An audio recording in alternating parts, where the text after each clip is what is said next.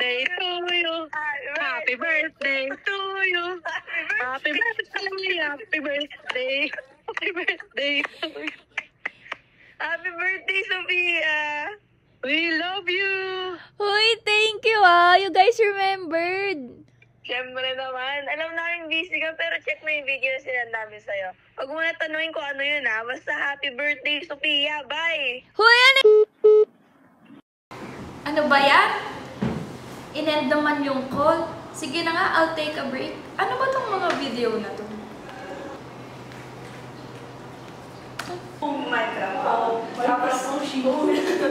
Uy! Hi! Happy birthday, friend!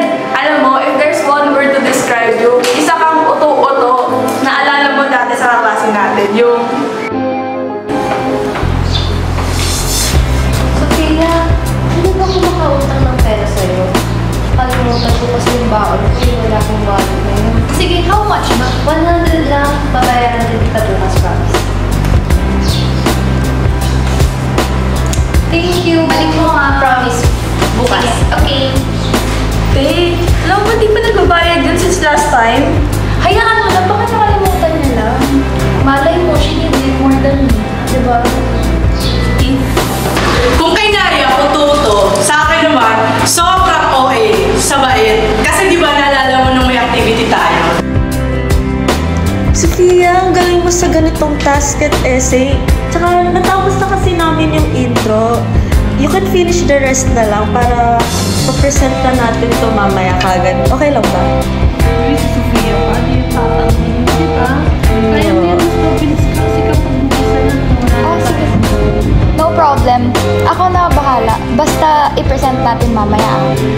Di ba uto-uto at masyadong mabait? Ayan ang naalala namin sa'yo. Dati.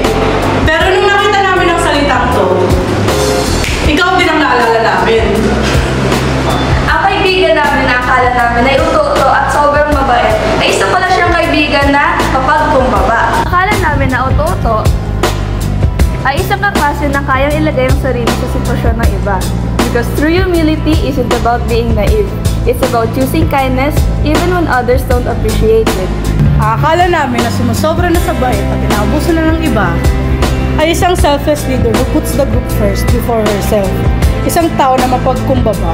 Because true humility isn't about being weak. It's about valuing the work over recognition. And we are grateful that we have a friend like you.